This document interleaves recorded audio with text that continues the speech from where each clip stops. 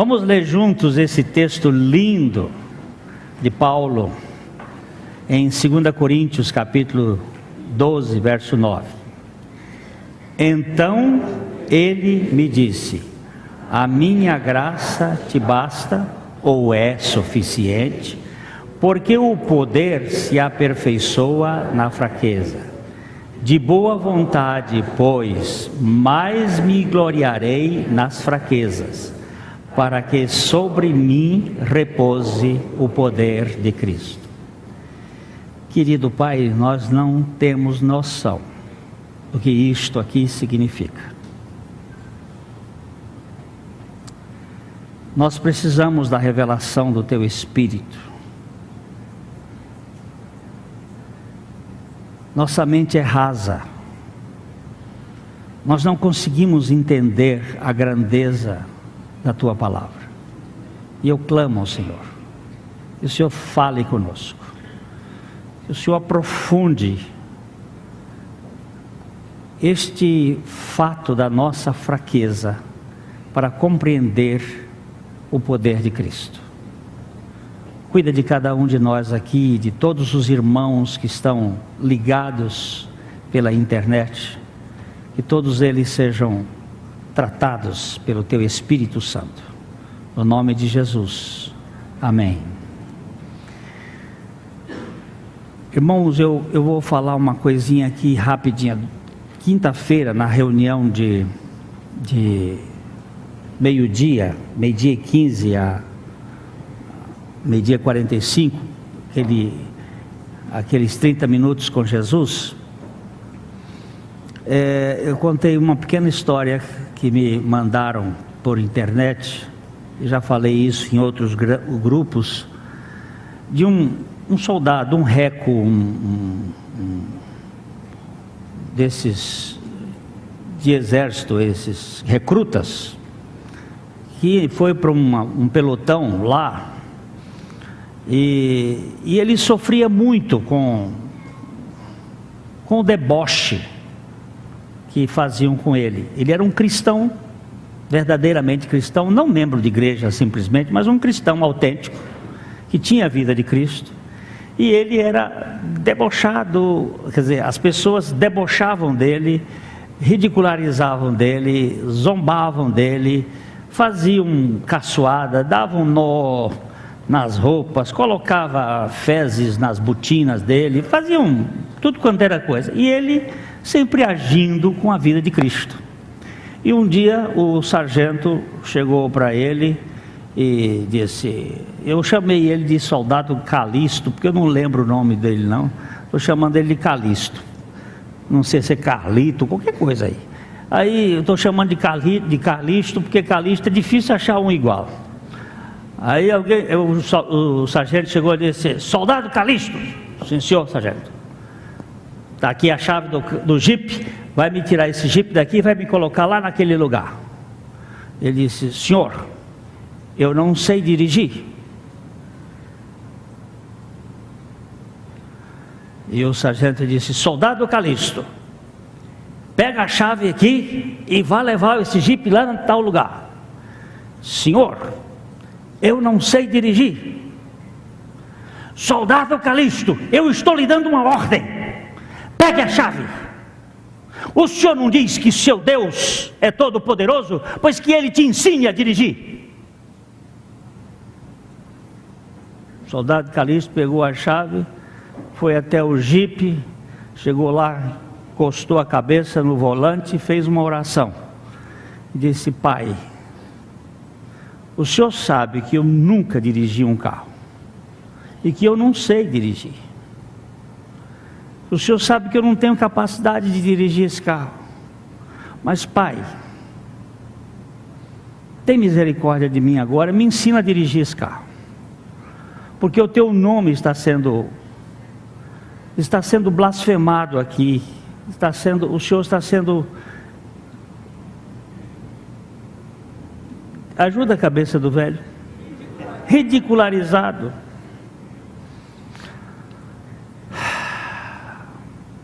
Meteu a chave na ignição, o jipe pegou e ele saiu, meteu a marcha, foi lá e botou no local.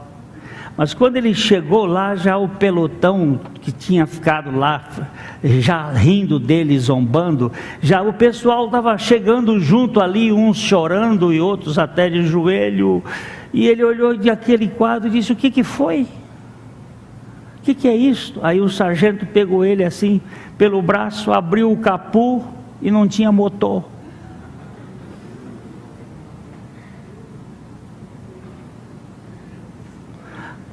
E então, uma pessoa que ouviu essa história virou para mim e disse: e o senhor acreditou?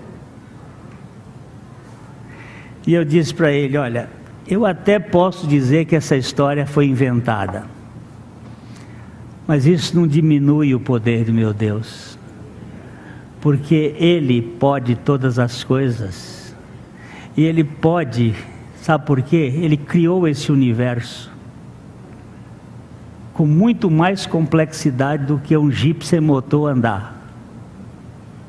Ele tem tanto poder que ele pode fazer uma semente nascer que nenhum ser humano consegue fazer com que ela tenha vida. Este Deus que faz milagres todos os dias e que você não enxerga,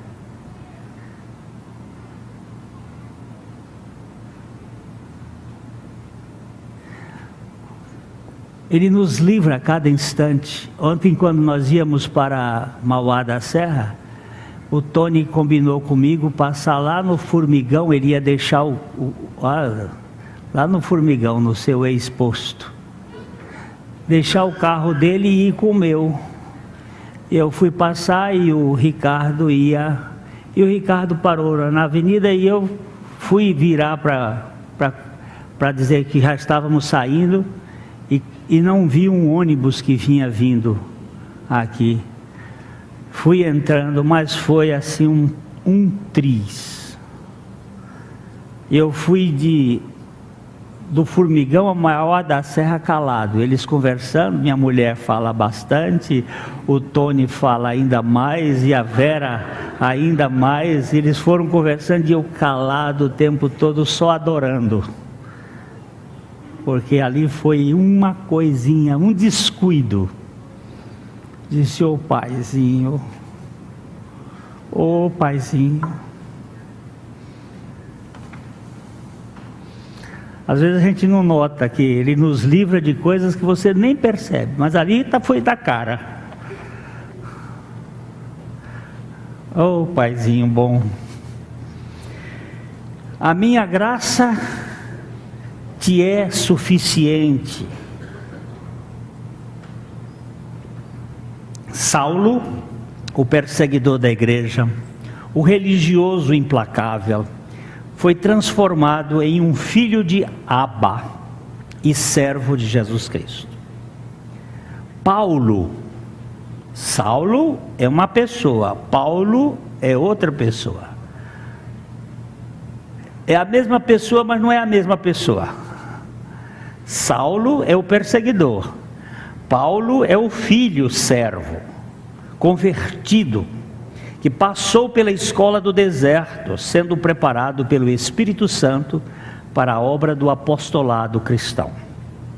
Tornou-se um baluarte da pregação do Evangelho e fez uma viagem particular à instância celestial, se no corpo ou fora do corpo.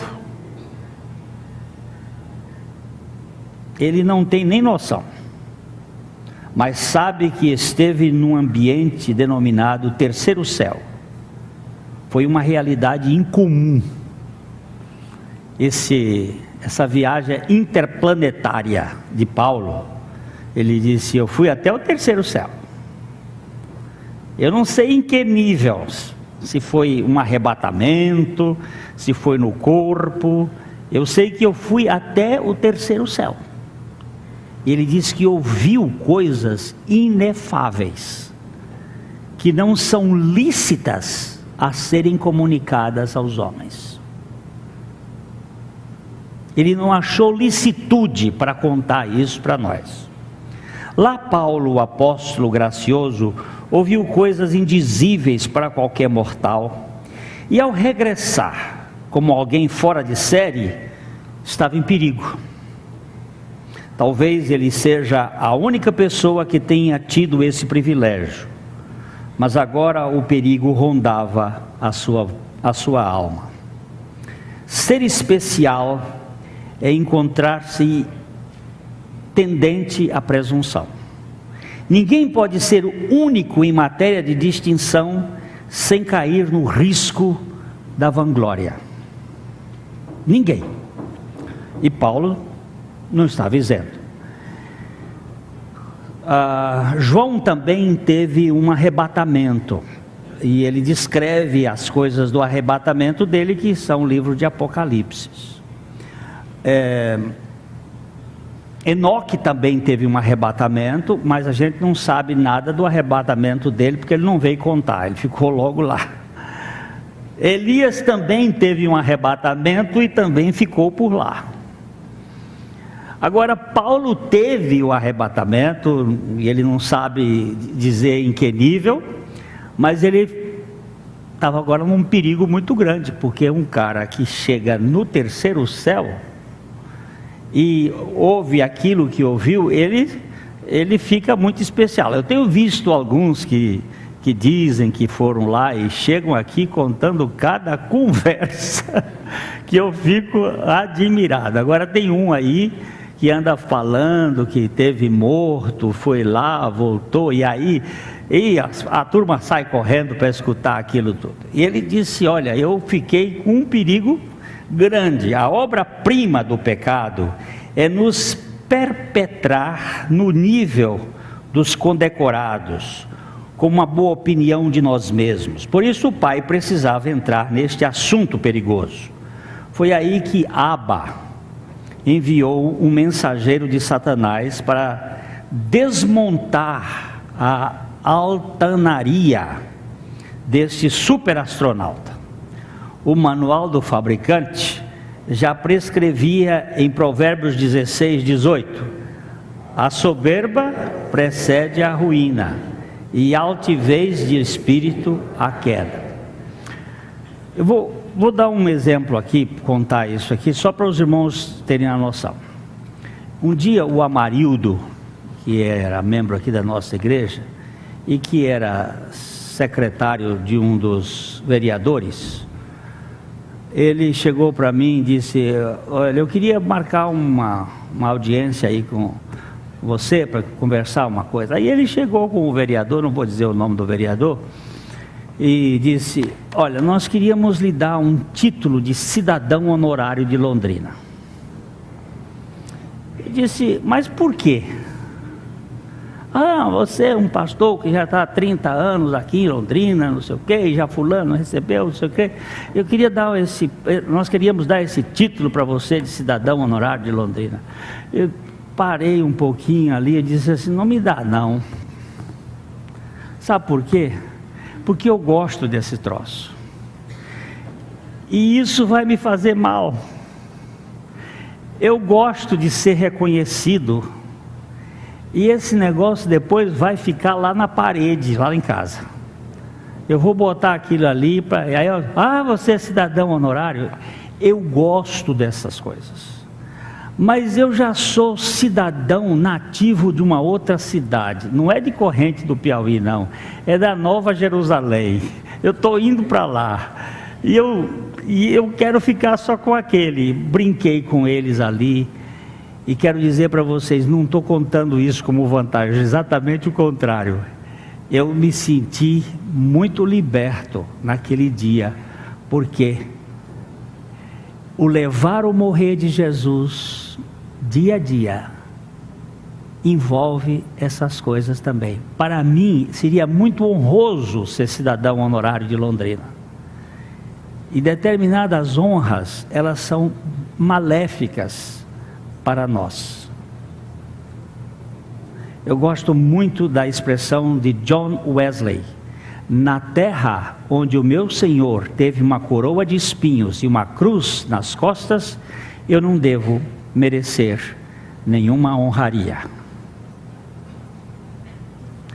Isto é, você diz assim, isso é bobagem. Não, isso é evangelho. Não que ninguém não goste dessas coisas, que a gente gosta. Não há nada no coração do ser humano que mais se contraponha ao Espírito de Deus do que a ostentação da glória pessoal. Desconstruir uma posição privilegiada por uma tarefa, foi uma tarefa divina aos cuidados de um mensageiro maligno. O projeto era de Deus, mas o desconstrutor foi Satanás. Deus precisava fazer uma obra na vida de Paulo. Paulo estava inchado. Ele tinha ido lá no terceiro céu, um lugar especial. Ele foi. Eu não conheço ninguém que tenha tido esse privilégio. Seria o único. E agora ele chega aqui, eu vejo Pelé, como ele é honrado como grande jogador. Quando disseram que Maradona era maior do que ele chega, deu uma cotovelada, sentiu e deu uma ironizada. Mas ele não fez 1000 gols, 1100 e não sei quantos gols. Quer dizer, a gente sempre gosta de ser melhor. Uma vez eu vi o Pedro Bloch, que era um médico foniatra e também dramaturgo brasileiro muito famoso. Um dia ele deu uma ilustração que me marcou muito. Eram 2 meninos gêmeos, 2 judeuzinhos, e ele estava tratando deles por problemas de fala, e eles eram super dotados. Então tocava violino, jogava bola, fazia teatro. Eram os meninos bem de vida e bem tratados lá no Rio de Janeiro. Aí o Pedro Bloch, conversando com um deles, e disse assim: quem é que toca melhor violino, você ou seu irmão? Ele disse: meu irmão. E quem é que joga futebol melhor, você ou seu irmão? Meu irmão. E quem é que fala mais línguas, você ou seu irmão? Meu irmão. E quem é que é mais obediente em casa, você ou seu irmão? Meu irmão. Aí o Pedro Bloch disse: e você? Ele disse: eu sou mais irmão.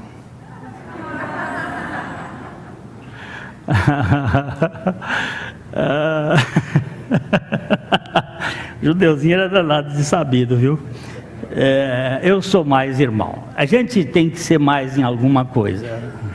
E o perigo é até nisso, ser mais. O soberano Deus pode usar qualquer uma das suas criaturas, mesmo as mais rebeldes e malignas, para a execução de qualquer um dos seus propósitos em benefício dos seus filhos. O Senhor é tão poderoso que até mesmo seus inimigos mais ferrenhos, quando são ordenados, o obedecem sem contraverter. Neste universo não há 2 soberanos coexistindo ao mesmo tempo. Não existe 2 deuses, um do bem e outro do mal. Elohim, o Deus triuno, é o único criador de todos os outros seres, são criaturas, todos os outros seres criados são apenas criaturas. Não existe 2 deuses. Isso é uma teoria persa, que admite que existe o Deus do bem, o Aryan, Atman, o Deus do bem, Deus do mal, Deus disso, Deus daquilo. Não, só tem um Deus, soberano Senhor. Satanás tem muito poder, mas ele é criatura divina, está debaixo da autoridade divina, é servo de Deus, e serve muitas vezes para fazer obras de Deus. Não existe dois deuses, não, senhor. Só existe um Deus que é triuno, que é uma trindade, mas é uma só pessoa. Não venha com essa aqui de que há uma força do mal e do bem se contrapondo, porque existe o mal e o bem, mas Deus é que está sob o controle de tudo.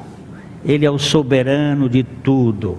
E Satanás muitas vezes é utilizado pelo Senhor para prestar excelentíssimos serviços na obra de Deus. Muitos bons serviços. Deus às vezes diz: Satanás, vem cá, eu quero que você faça um serviço aqui. E neste caso, na vida de Paulo, Deus mandou um mensageiro de Satanás para dar umas coças no Paulo. Você vai fazer um servicinho aí, que você vai ser muito benéfico para a vida desse homem. Queridos irmãos, eu queria que vocês notassem bem essa questão.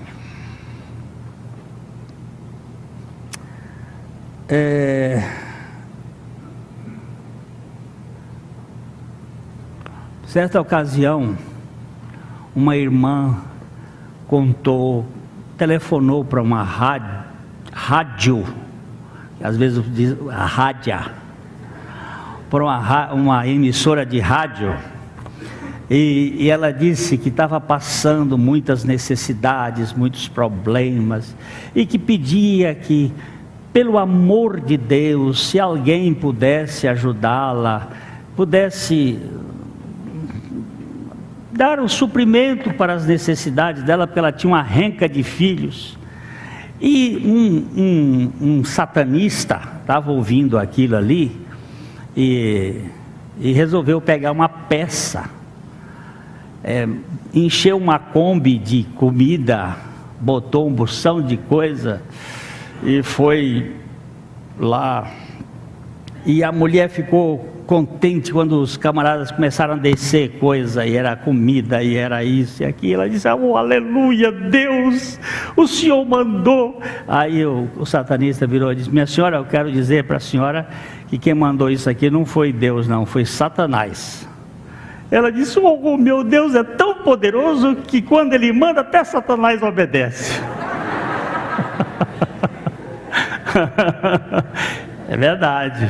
Ele é tão poderoso que até Satanás obedece, e obedece mesmo.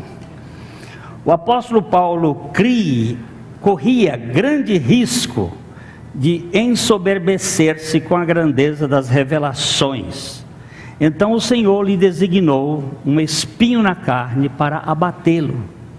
Era um representante de Satanás, mas quem havia dado a ordem para o mistério foi o próprio Senhor. Paulo carecia de esvaziamento. O orgulho é a principal plataforma do inferno para o lançamento do pecado, enquanto a humildade é o manto que reveste os filhos de Deus. O diabo não tinha nenhum interesse em desensoberbecer o enfatuado viajante dos páramos celestiais. Na verdade, a sua intenção era mantê-lo elevado e cheio de si mesmo. Quem queria abatê-lo era o pai. Por isso a sua estratégia articulada para a desocupação deste inquilino sorrateiro. Cuidado com a invisibilidade do orgulho. Ele às vezes está invisível, mas está ali, morando ali dentro. Então, Satanás foi prestar um serviço a mando de Deus, porque o orgulho, ele é tão disfarçado em mim e em você. Você às vezes não percebe que é o orgulho que está comandando, mas ele está ali, vestidinho, com o seu manto de hipocrisia e funcionando. E você não quer ser abatido, eu não quero ser abatido.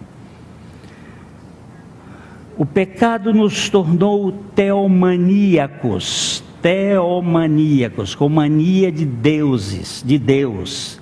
Somos uma raça aspirante ao trono de Deus. Mesmo os santos sofrem deste mal do altar. Queremos ser vistos como santos, gostamos de ser reconhecidos como crentes maduros e evoluídos. Temos prazer em contar aos outros das nossas aventuras espirituais exitosas e apelamos para a plateia aprovar o modelo de nossa santidade. A gente faz tudo isso para ser visto, para mostrar que a gente às vezes é humilde, que às vezes a gente é quebrantado, conta ponto, conta história, olha lá, eu fiz, eu faço, olha, eu não sei se vocês sofrem com isso, mas esse cara aqui tem levado cada burdoada do seu próprio ser. Aí eu saio dali com a vergonha, meu Deus. Graças ao Pai por sua intervenção. O filho de Abba precisa ser exaurido de sua presunção humanista. Os sofrimentos aparecem aqui como instrumentos cirúrgicos para o enfraquecimento de nossa humanidade prepotente. Enquanto no esporte os atletas tomam anabolizantes para superfortalecer os músculos, na vida espiritual o Pai envia espinhos satânicos para nos fazer fracos. Astheneia é a palavra grega que nos habilita à dependência divina. É a instituição do fracasso. O que o senhor vai mandar para a vida do Chiquinho ali? Eu vou mandar um espinho na carne para ele. Eu preciso fazê-lo astênico. O que o senhor vai mandar para a vida do Eric? Eu vou mandar um acúlio. Aí já é mais bonita a palavra. Acúlio satânico. Para quê? Eu preciso quebrar ele. Olha, eu fiquei maravilhado ontem à noite, lendo o livro A Ternura de Deus, do Brennan Manning, e uma frase de Santo Agostinho, que Santo Agostinho disse assim: Deus, na sua infinita graça, tira proveito até mesmo dos meus pecados.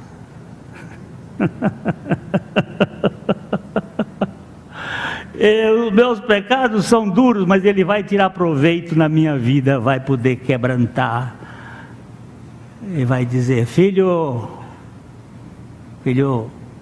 você é meu. Astheneia. No reino de Deus, a impotência é o verdadeiro caminho da graça para a superpotência espiritual. Quanto mais eu decrescer em fraqueza, isto é, quanto mais astênico eu estiver em minha alma, mais serei dependente do Todo-Poderoso. E neste caso, ao chegar à total impotência, me tornarei potentíssimo através da onipotência divina. Paulo sabia do valor dessa lição ao dizer em Filipenses 4:13: posso todas as naquele que me fortalece. Tudo posso naquele que me fortalece. Tudo posso naquele que me fortalece. Mas antes ele disse: olha, eu aprendi a ser fraco, a passar necessidade. Quando eu chego nesse ponto da fraqueza, eu estou no ponto da onipotência. No reino de Deus, a impotência é o verdadeiro caminho da graça para a superpotência espiritual. Então, esta é uma verdade que nós precisamos entender. A escola, no reino de Deus, quando estou débil, então sou feito pujante. Quanto mais impotente em mim mesmo, mais encouraçado pelo poder do alto. Quanto mais fraco, mais forte. Paradoxal. A escola do esvaziamento passa também pelo júbilo na lição do hubris, outra palavra helênica que Paulo usou no seu texto e que significa insulto, injúria, repreensões, dano ou incômodo. É uma contradição total você ter prazer nos ultrajes, mas esta é a tônica do aprendizado de Paulo. Ele diz aqui em 2 Coríntios capítulo 12, verso 10, que é a sequência daquele texto, ele diz: pelo que sinto prazer nas fraquezas, nas injúrias, nas necessidades, nas perseguições, nas angústias, por amor de Cristo, porque quando sou fraco, então é que sou forte. Vocês viram essa semana aí nos jornais a turma de Brasília. É na cueca, a cueca voltou agora a ser lugar de guardar dinheiro, é na meia, é na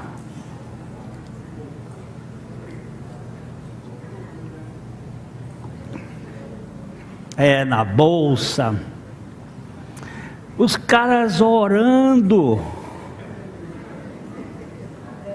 pelo dinheiro. Eu fiquei admirado daquilo. Eu digo, mas menino, que cara de pau. Só faltaram pedir um pouco de óleo de peroba para passar na cara de pau, para poder lustrar. Estavam pedindo unção para tudo. Os caras são bons demais. Mas eu vejo assim, injúria, você ser injuriado e não responder à injúria, é difícil. É difícil. É difícil, não é esse prédio grande, não. É mesmo profunda essa coisa. E ele disse: sinto prazer nas injúrias. Suportar a afronta sem execrar o ultrajante é uma das matérias básicas para a desconstrução da nossa altivez. O modelo é Cristo e a competência é a vida incriada agindo em nós, administrada pelo Espírito Santo. Essa vida aqui está escrita com letra maiúscula. É diferente da vida que nós temos, que é escrita com letra minúscula. Esta vida que nos garante esta situação é a vida incriada, é a vida de Deus. E Pedro nos diz em capítulo 2, verso 23, pois ele, Cristo, quando ultrajado, não revidava com ultraje, quando maltratada, não fazia ameaças, mas entregava-se àquele que julga retamente. No dia que você e eu pararmos de nos justificar, quando formos acusados, nós vamos entrar num terreno extremamente largo, amplo e de muita segurança. Vamos rogar ao Senhor: Senhor, livra-nos de nos justificar, de nos defender. A graça de Deus é Cristo, e a graça de Deus em Jesus Cristo nos é suficiente. Se Cristo é tudo e em todos, Ele é a suficiência divina, suprindo a deficiência humana. Toda a suficiência onipotente de Deus encontra-se provendo em Cristo toda a anágica, ou necessidade humana. É a outra palavra que Paulo está querendo mostrar aqui. Se uma carência profunda que você não consegue suprir. Anagke não é a mesma coisa de uma espécie de você ficou sem dinheiro, mas no mês que vem você vai ter e vai conseguir pagar. Não. Anagke significa não tem onde tirar. Não tem onde buscar.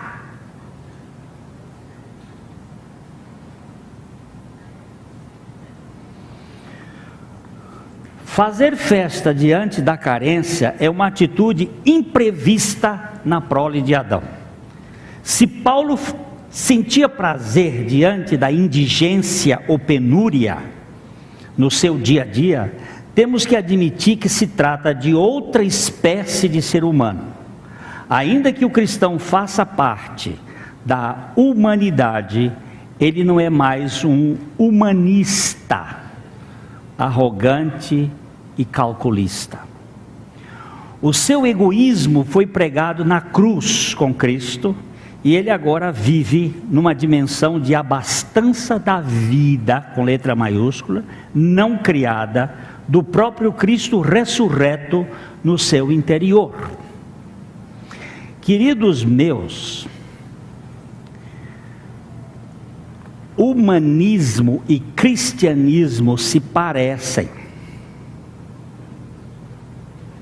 Eles têm semelhanças. São muito semelhantes em muitas coisas. Quando Paulo diz assim que eu temo que assim como a serpente enganou a Eva com a sua astúcia, que as vossas mentes se apartem da simplicidade e da pureza devidas a Cristo, ele diz logo o seguinte: se outra pessoa, se alguém vos prega outro Jesus, que não vos tenho pregado, esse outro Jesus, Paulo usa a expressão no grego alós. Alós é diferente de héteros. Tem duas palavras para outro em grego, alós e héteros. Alós significa outro semelhante da mesma espécie, e héteros significa outro contrário, outro semelhante, porque uma das coisas que Lúcifer quer se parecer é com Cristo. Ele procura todos os meios para ser semelhante a Cristo, porque a sua inveja é contra Cristo. E ele muitas vezes vem disfarçado como anjo de luz, como ministro de justiça, como uma pessoa semelhante a Cristo.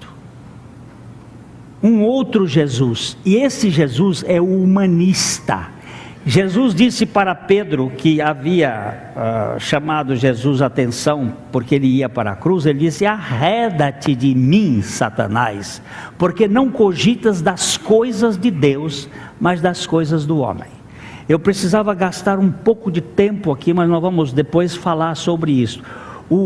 Aquilo que nos valoriza como pessoas humanas e não como aceitas por Deus, é um perigo terrível para as nossas vidas. A lisonja, o elogio, aquelas coisas que vão mexer conosco como pessoas, não como você é especial, porque Deus lhe ama, não porque você tenha determinadas qualidades. Aquele negócio, o Espírito Santo age em você, você é especial, você tem valor. Isto aí é uma coisa horrível. Gente, por favor entenda, o valor que nós temos é o valor que Deus nos dá pela sua graça, e não pelo que nós somos como pessoas, mesmo que sejam pessoas distintíssimas. Isso nos envaidece. Isso vai deixar você depois magoado quando você receber um elogio, não recebeu o elogio que você acha que merecia.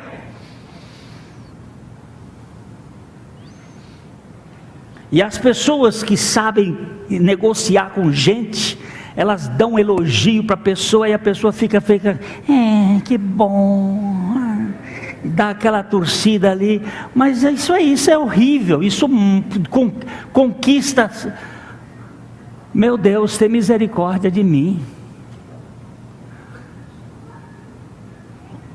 Uma das coisas mais impressionantes na vida cristã é a capacidade de suportar as adversidades. Isto só vem confirmar que estamos diante de outra realidade. Saulo, antes de sua conversão, foi um perseguidor implacável dos cristãos. Depois do seu novo nascimento, Paulo foi um perseguido e sentia alegria em suas diagmos, ou perseguições.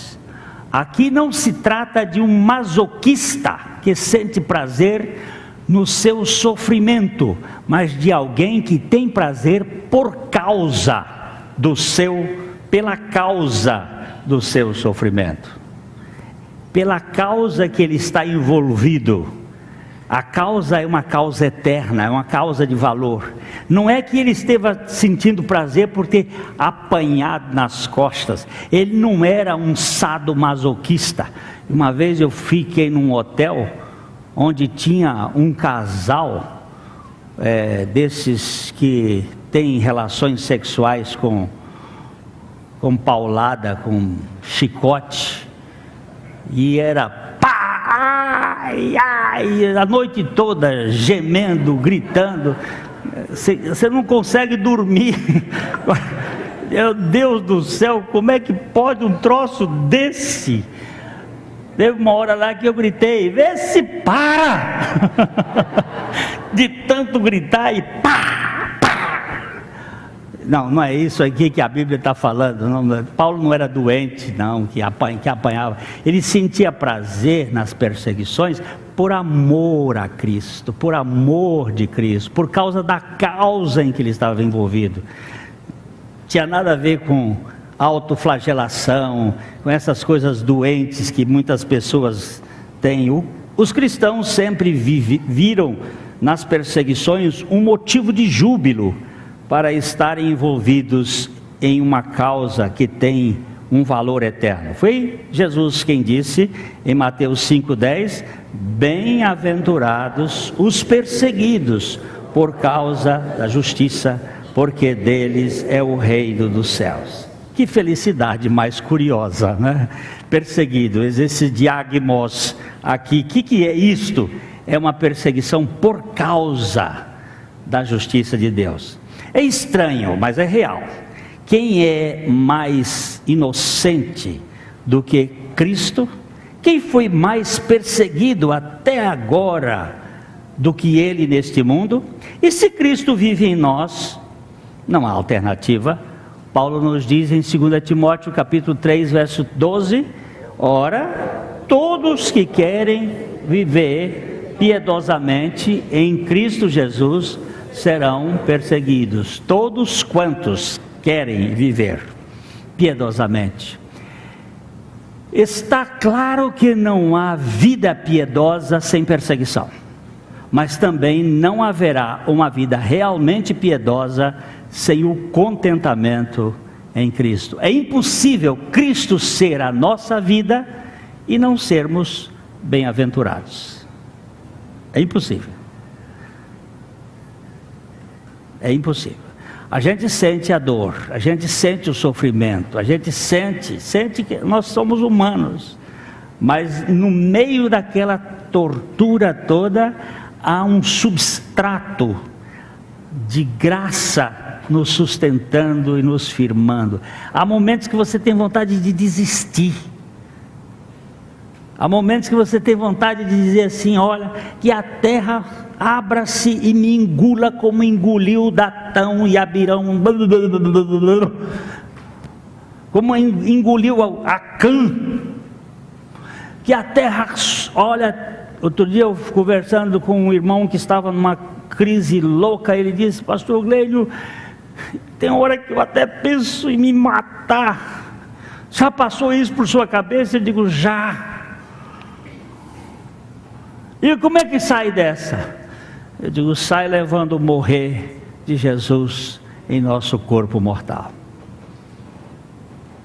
Ah, se eu pudesse sair desse mundo. Outro dia o irmão estava sofrendo, que fazia gosto. Aí ele disse assim: ô pastor, vamos orar para o senhor voltar logo. Vamos orar, pedir ao senhor para tirar a gente desse mundo, que esse mundo não dá para aguentar, pastor.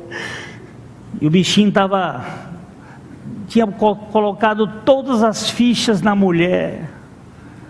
E a mulher criou asa, fez igual aquela formiga tanajura, quando cria asa, e foi embora. E o bichinho, que tinha tudo quanto era ficha apostada nela, agora estava, coitadinho. Eu digo, meu Deus, essas mulheres fazem desde o começo do Jardim do Éden, dá esse problema. Senhor tem misericórdia dessa alma. E irmãos, ele queria já a volta do Senhor logo, porque assim ele subia e não tinha mais problema. Mas é duro.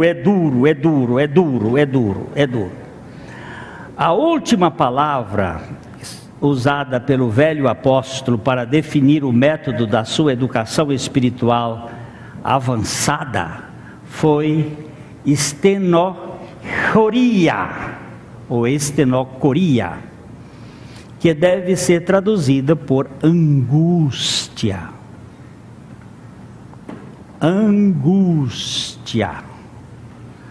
O desenvolvimento espiritual não nos isenta da participação das agonias em nosso íntimo. É na crise dolorosa que a alma se apega à suficiência de Cristo. Romanos 8:35. Quem nos separará do amor de Cristo? Será a tribulação, ou a angústia, ou a perseguição, ou a fome, ou a nudez, ou o perigo, ou a espada? Depois lá na frente ele vai dizer: graças a Deus que nós somos mais do que vencedores por meio daquele que nos amou. Não há angústia. Você vai passar pela angústia? Vai passar pela angústia. E Paulo estava fazendo bolo de aniversário com vela e tudo, e cantando parabéns para você, para a fraqueza, para as necessidades, para as perseguições, para a angústia. O senhor está fazendo festa, Paulo? Estou. Por quê? Porque quando eu sou fraco, então é que eu sou forte. Mas eu não quero isso, não. Eu quero esse cristianismo triunfalista da televisão. Então vai por esse caminho. Boa viagem.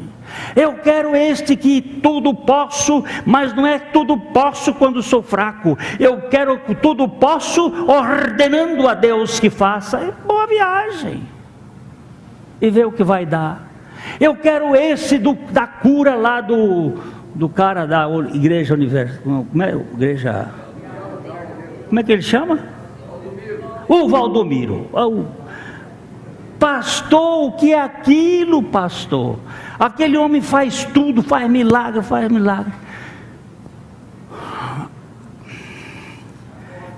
Irmãos, milagre nunca foi prova de que Deus está agindo.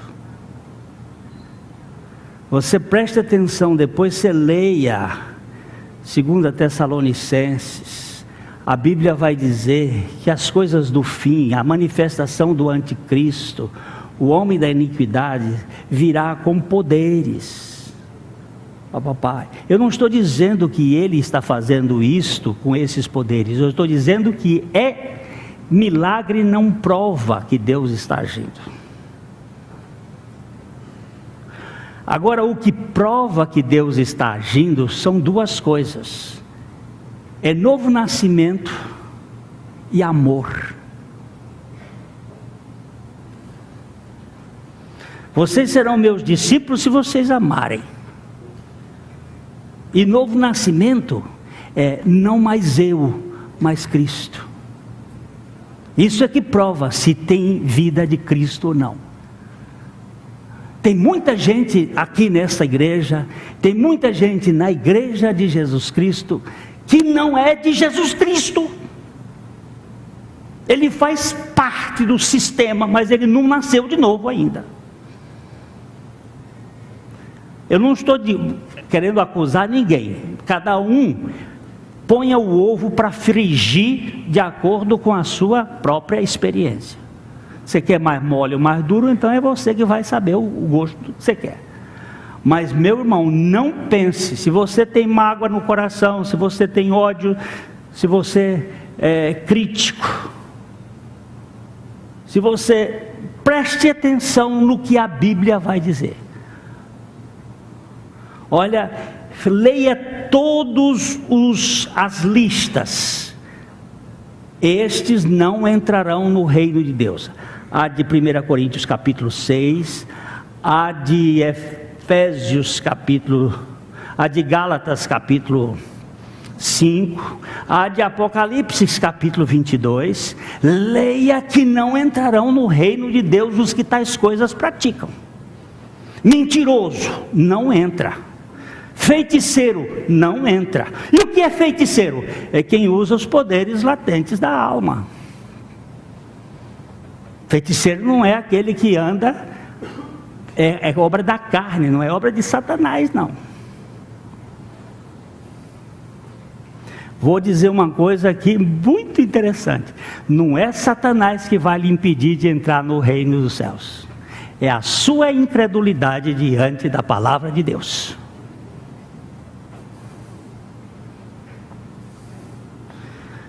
Depois não vem com conversa para cá, não.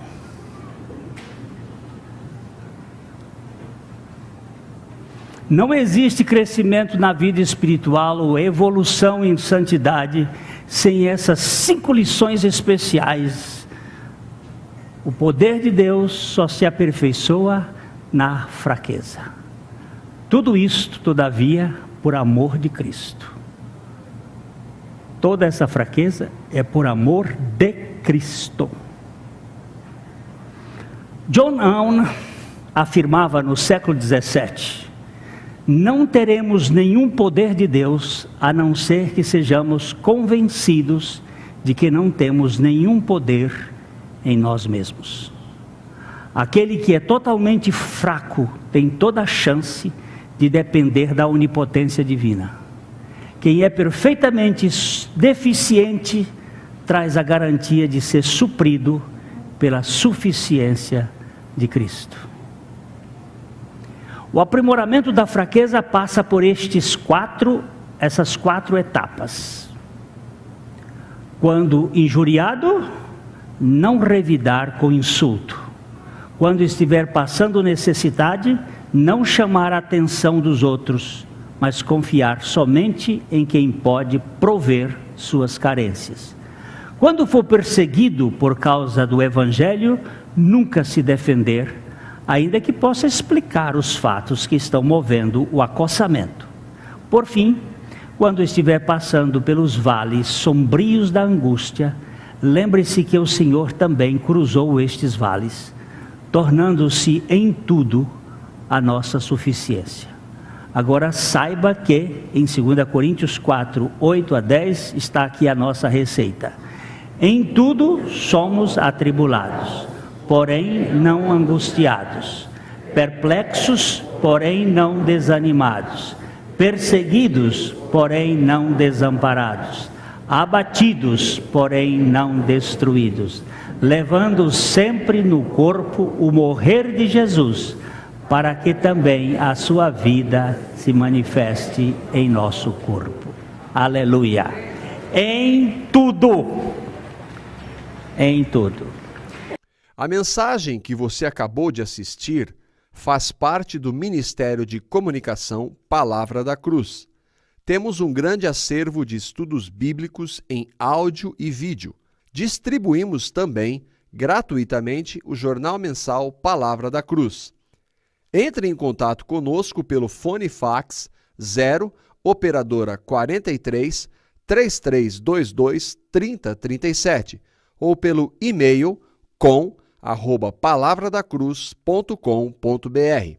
Visite-nos também pelo site www.palavradacruz.com.br. Graça e paz.